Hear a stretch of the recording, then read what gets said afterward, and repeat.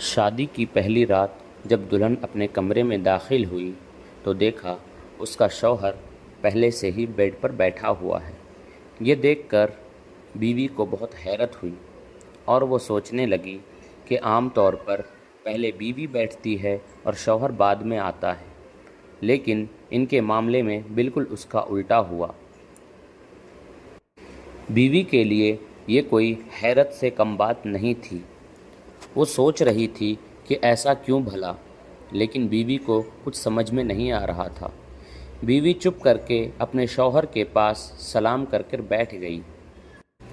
بیوی اپنی کہانی بیان کرتی ہے کہ میرے چاچا نے میری شادی ایک زمیندار سے کرائی تھی۔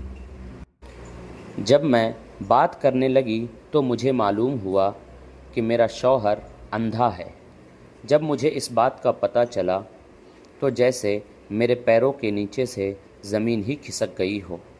میں اس کو دیکھ کر سوچنے لگی کہ میرے جیسی جانے کتنی لڑکیاں ہوں گی جس کے ساتھ ایسا دھوکہ ہوا ہوگا۔ میرے ابو امی کا میرے بچپن میں ہی انتقال ہو گیا۔ میری پرورش میرے چاچا نے ہی کی تھی اور انہوں نے ہی یہ رشتہ کروایا تھا۔ کروں تو بھلا میں اب کیا کروں؟ میں ایک اندھے آدمی کے ساتھ زندگی کیسے گزار سکتی ہوں؟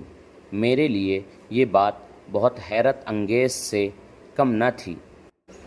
اب میں کچھ کر بھی نہیں سکتی تھی۔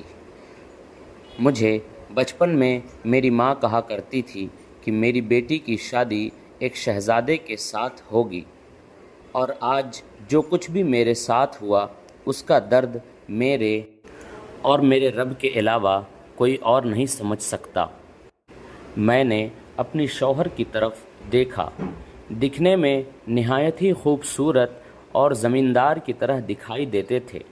میں نے اپنے ہاتھوں کو اٹھایا اور ان کے ہاتھوں کو عزت کی خاطر چوما۔ میرے شوہر نے کہا، میرے ہاتھ کو بوسہ دے کر اپنے آپ کو چھوٹا نہ کرو۔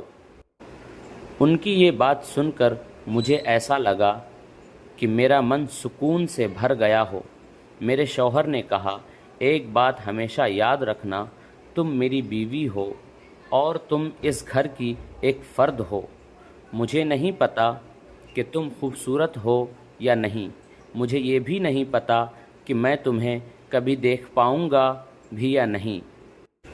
آپ یہ جانتے ہوئے بھی میری بیوی بن کر آئی ہو اس گھر میں آپ کا دل سے شکریہ ادا کرتا ہوں۔ میں چپ چاپ ان کی باتوں کو سنتی رہی اور وہ کچھ ڈھونڈنے لگے۔ میں نے کہا، آپ کو کچھ چاہیے؟ انہوں نے کہا، مجھے تھوڑا سا پانی چاہیے، کیا تم مجھے تھوڑا سا پانی دے سکتی ہو؟ میں نے پانی کا گلاس ان کے ہاتھ میں تھما دیا۔ انہوں نے تھوڑا سا پانی پیا اور کہا، بہت رات ہو گئی ہے، آپ سو جائیے۔ اسی وقت میرے کانوں میں ایک آواز سنائی دی۔ وہ آواز ایک بچی کی تھی جو باہر کمرے کے چلا رہی تھی کہ مجھے میرے ابو کے پاس جانا ہے، مجھے میرے ابو کے پاس جانا ہے۔ یہ آواز سن کر میں چونک گئی۔ مجھے میرے ابو کے پاس جانا ہے، مجھے میرے ابو کے پاس جانا ہے۔ میرے شوہر یہ سنتے ہی اٹھ کھڑے ہوئے اور دھیرے دھیرے دروازے کی طرف جانے لگے۔ دروازہ کھولتے ہی ایک پیاری سی بچی اپنے ابو کی گود میں کود پڑی اور بچی بولی کہ ابو، میں آپ کے بنا نہیں سو سکتی۔ یہ دیکھ کر میں اور حیرت میں پڑ گئی کہ میرا شوہر صرف اندھا ہی نہیں بلکہ پہلے سے شادی شدہ بھی ہے۔ لڑکی کو لے کر میرے پاس آئے اور بولے، یہ میری اکلوتی بیٹی ہے، عائشہ۔ لڑکی کو دیکھ کر ایسا لگ رہا تھا کہ مانو کوئی پری ہو۔ شوہر نے کہا، بیٹی، آج سے یہ تمہاری امی ہے، اور وہ اپنے والد کی گود سے اتر کر میری گود میں آ کر بیٹھ گئی اور میری گود میں ہی وہ سو گئی۔ لڑکی کو گود میں سلا کر ایسا لگ رہا تھا کہ دنیا کی ساری خوشی مجھے مل گئی ہو۔ میرے شوہر نے کہا، میں آپ کا کس دل سے شکریہ ادا کروں؟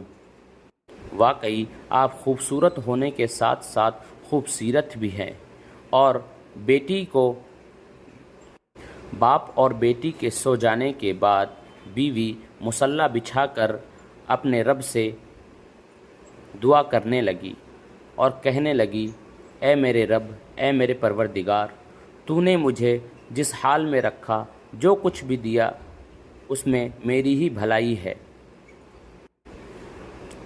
اے میرے دوستو، اسی طرح سے بہت ساری عورتیں ہمارے معاشرے میں ہے جو دوسروں کی خوشی کے خاطر اپنی خوشی کو قربان کر دیتی ہے۔ انشاءاللہ آگے بھی اسی طرح کی کہانیاں آپ کو سننے کو ملیں گی۔ آپ ہمارے چینل کو سبسکرائب کر لیجئے۔ جزاک اللہ۔ ملتے ہیں ایک نئی کہانی کے ساتھ، تب تک کے لیے اللہ حافظ۔